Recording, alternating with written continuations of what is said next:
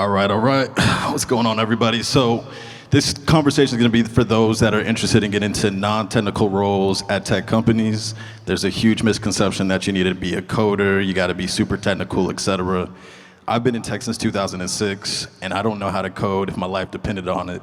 If you said jump off this cliff or code, I'm hitting the ground pretty fast. So there's a lot of opportunities. So these folks here are going to drop some gems in terms of the different types of roles that they're in, and you're going to learn a lot. So definitely take notes, and look forward to your questions at the end.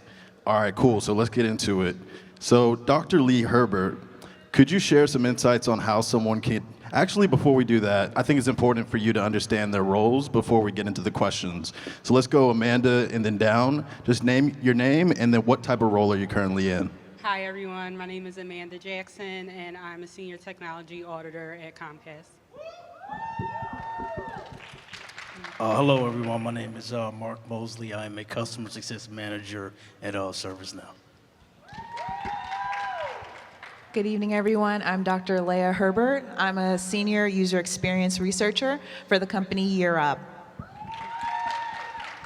All right, and I'm Jarrett, and I'm an enterprise software salesperson. So, Dr. Lea Herbert, could you share some insights on how someone can transition into a UX research role like yours? Awesome. I love all things UX research. I think it's so important to understand the user, their culture, their community, and most importantly, their preferences. Technology should bend towards the user, not the other way around. I think in terms of people interested in getting into UX research, it is really competitive right now. I think we're going through an interesting phase, but I'd say the three biggest things is to first be aware of what's going on in the industry, follow our newsletters, join our Slack group. I'm a part of Tech UX and UX Guild. I highly recommend them.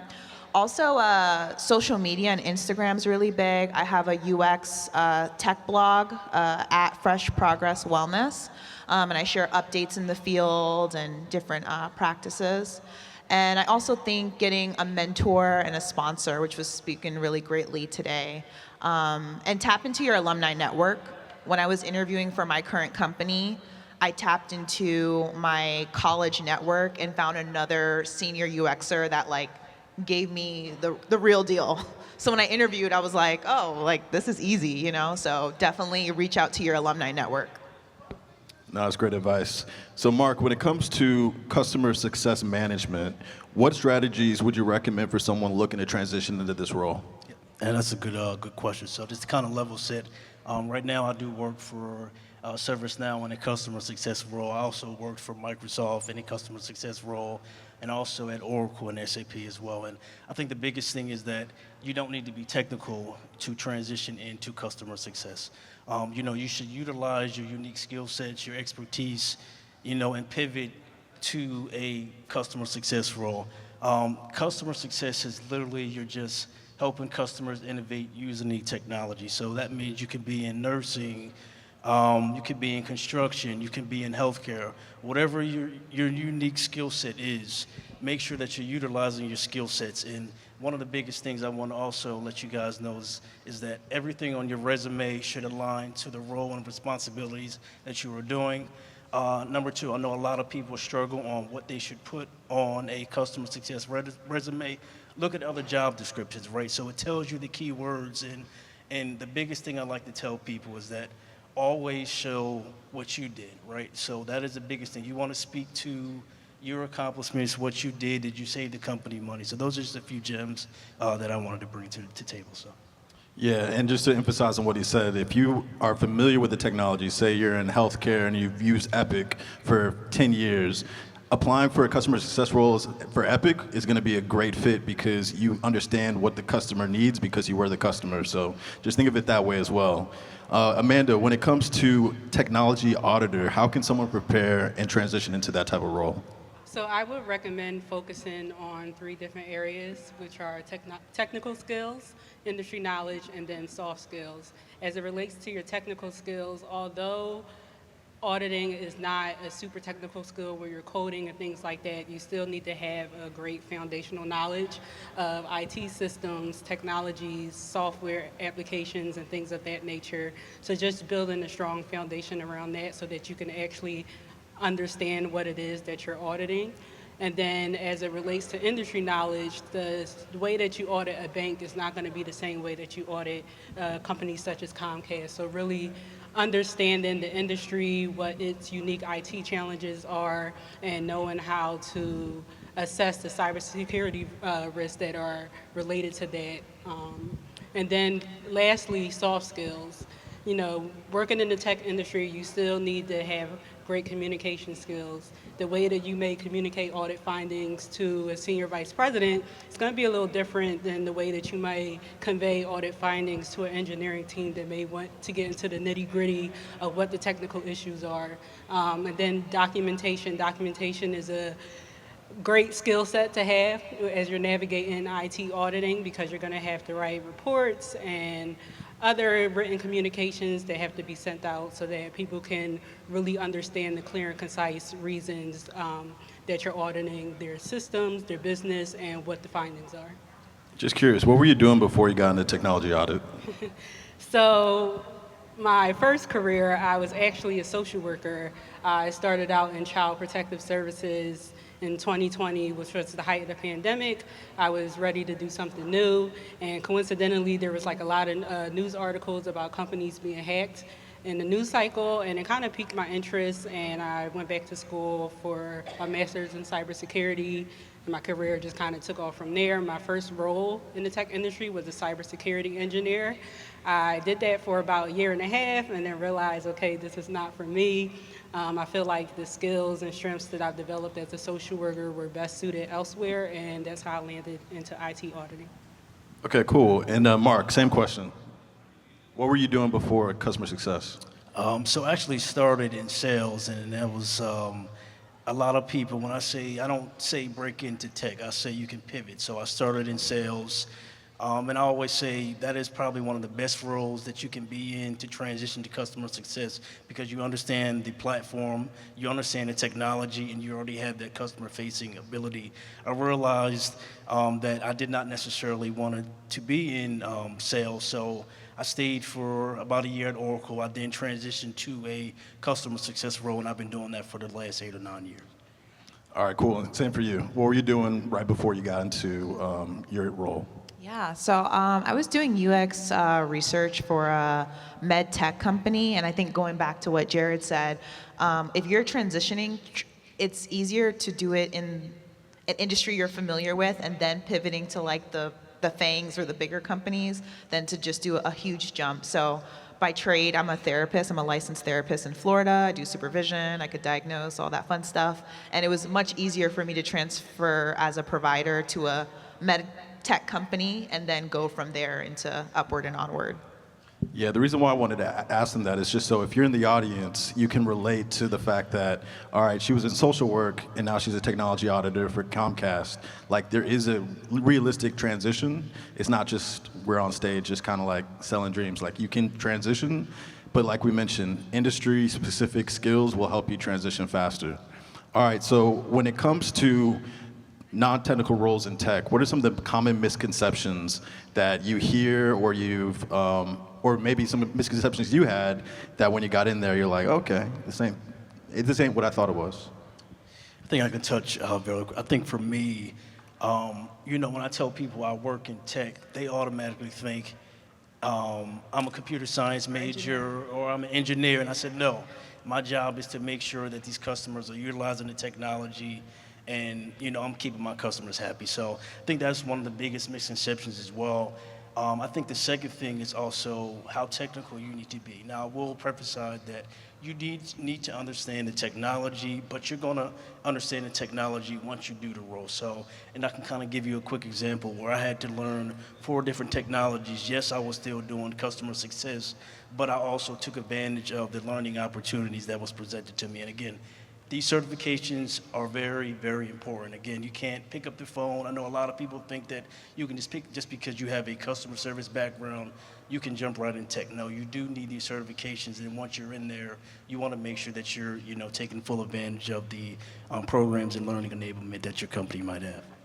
And I would just piggyback off of Mark a little bit with what he said. Like, being in the IT audit role, I still need to know how a firewall should be securely configured, but I'm not actually the one sitting down and configuring the firewall. So that's like a good example that you still need to have that foundational technical knowledge so that you can know what it is that you're actually looking for when you're auditing systems and firewalls and infrastructure and things of that nature. And then the second point that I would say, a misconception is sometimes people think that if you're in a non-technical role that you're not really making a lot of impact on a company, and oftentimes it's the non-technical people that are really helping to drive the business and really are like the driving force in making sure that like business strategy is moving the way that it's supposed to be. And from an IT audit perspective, we're really the ones taking a proactive approach to making sure that a lot of the products and services that my company offers, that security is at the forefront of all of the innovation that's taking place. Yeah, I think another misconception I see is that it's easy, and I think it's really important that if you want to transition, you have to do organizational fluency. You have to know that company from a business lens, from a consumer lens. You really have to do the research, and as someone that's hired people and people that have transitioned, people that were maybe non-transitioned and more kind of narrow path purists.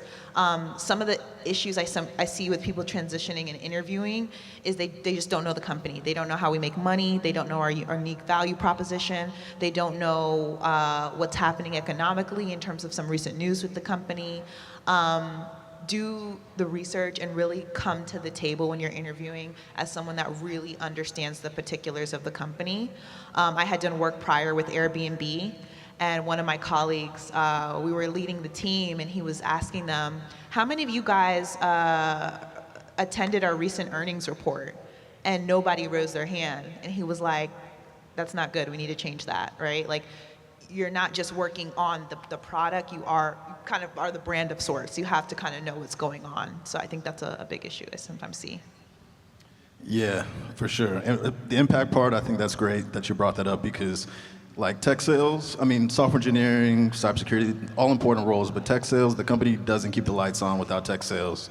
So to act like tech sales is an important part of tech is kind of missing the mark in terms of the company has to hit projections and everything that the people build has to be sold and it has to solve problems. So definitely look at non-tech as a viable, important part of tech companies. And so let's keep it going on that. When it comes to non-technical roles, how do they contribute to the overall success of a tech company, and what unique perspectives can individuals bring to these roles?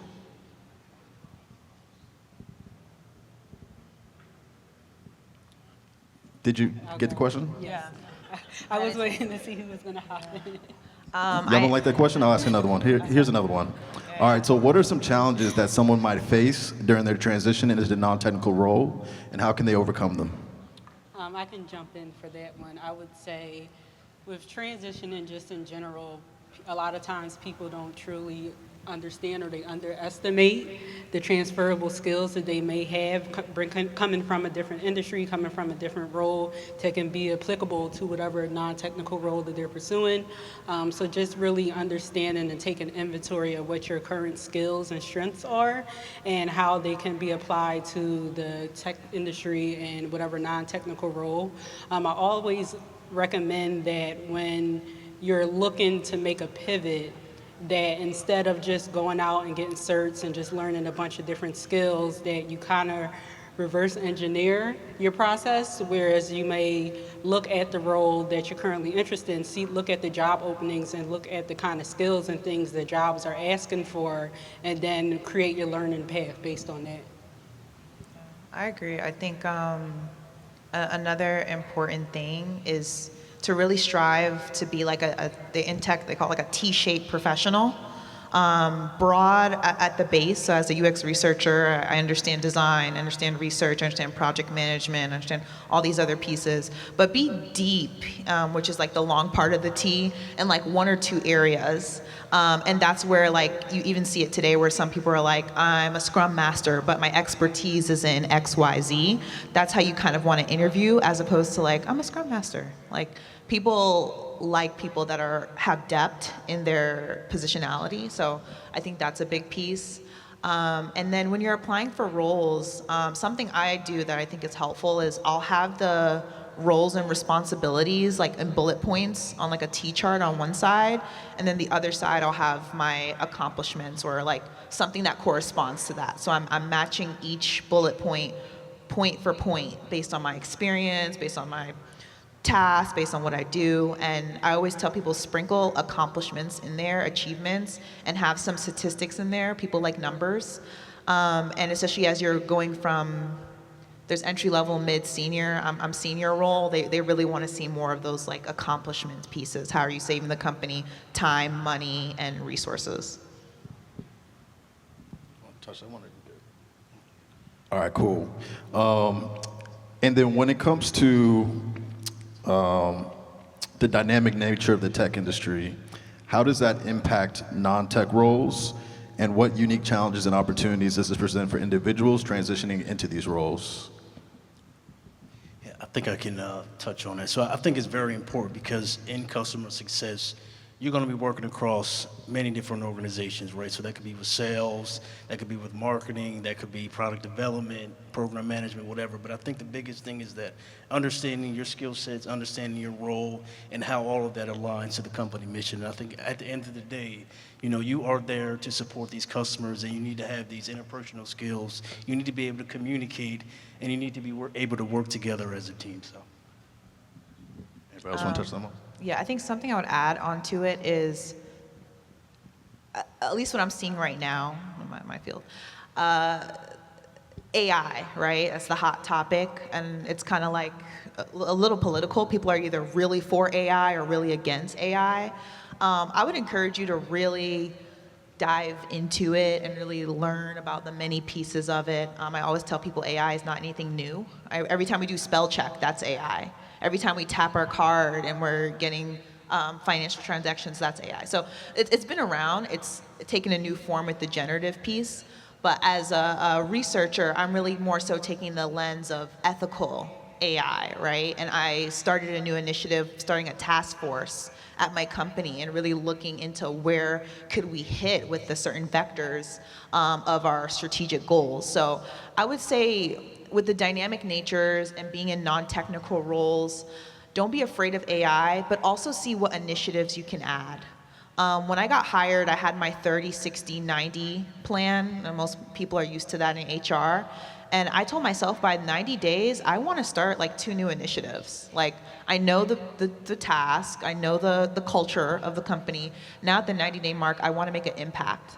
And that's something I would encourage you all to have that in mind, in a sense of you want to be a problem solver. And I think what I'm seeing in the field of sorts is the people that are okay, the problem solvers, they're like aware, they're seeing the broad scope of technology.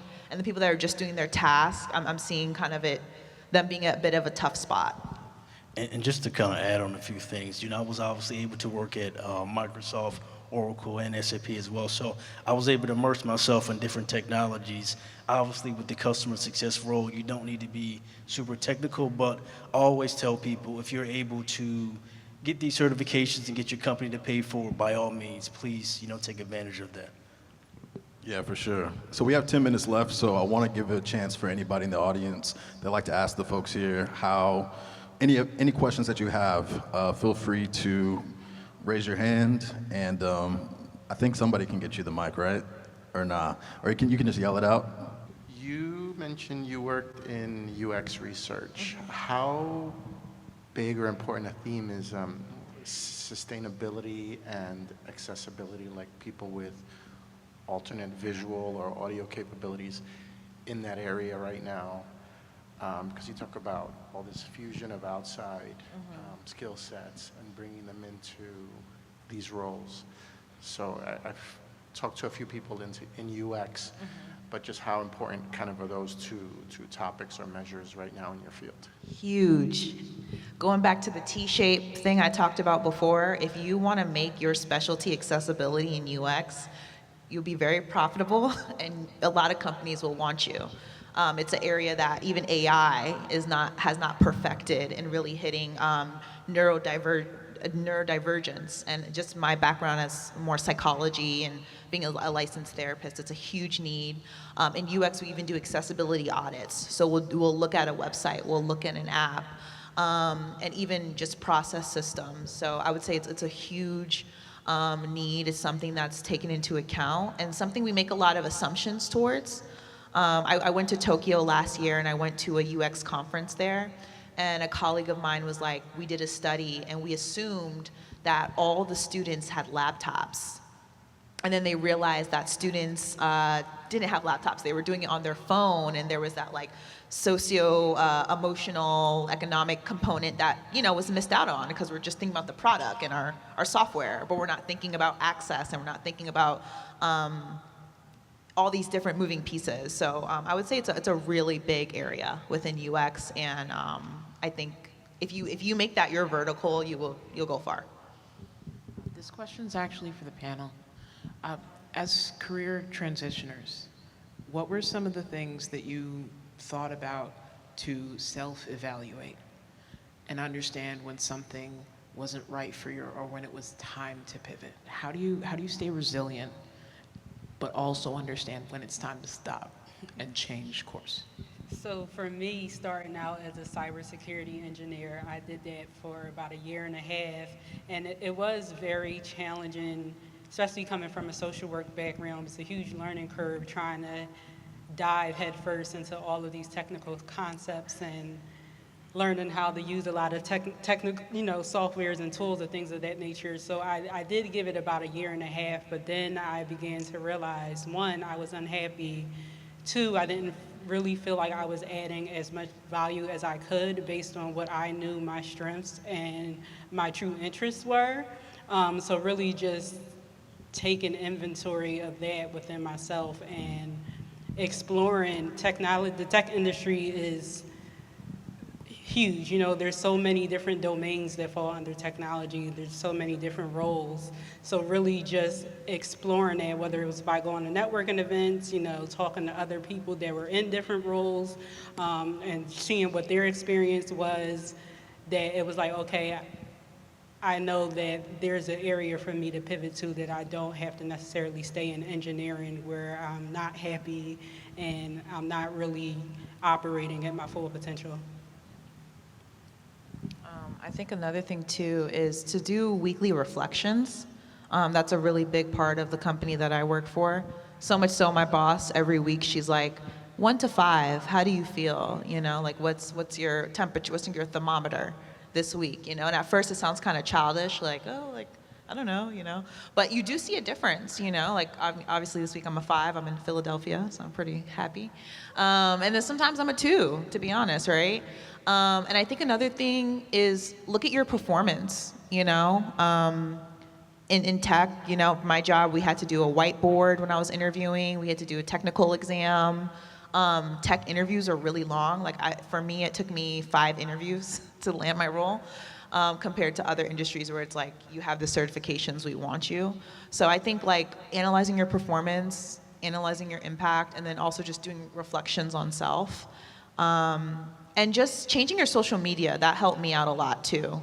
I follow UX researchers, UX designers, people that are really inspiring, people that are doing contracting, that are in the government space. I really surround my social media and my LinkedIn with really positive, encouraging things. So when I am not feeling up to it, I have something that's kind of reminding me of my North Star. What are some advice that you can give someone like myself that are trying to pivot into customer success role? So that's a good question. I also want to kind of let you guys know with the layoffs.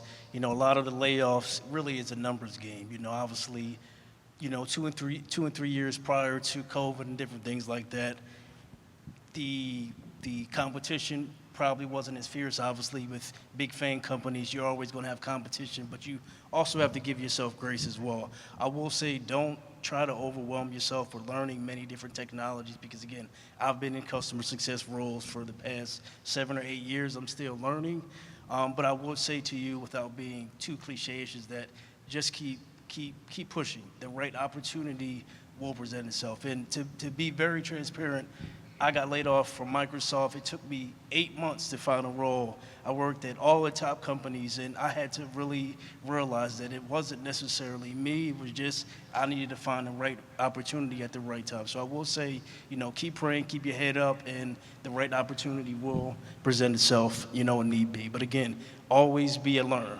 So that's kind of my 2 cents I will give to you. So best of luck to you. Yeah, customer success is extremely saturated. Everybody wants that role. And I would probably say you're probably losing out to somebody that has a referral in the company.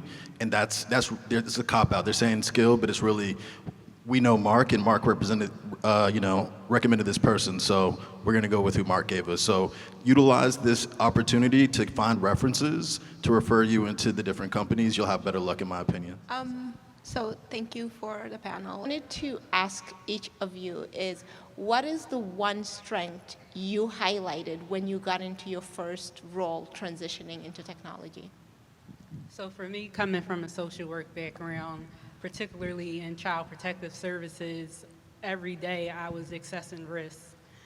So that was definitely something that I highlighted that was very applicable to the cybersecurity industry, as well as documentation. Documentation may be my strongest skill set as a former social worker, and technical documentation, we write technical documents all day in technology.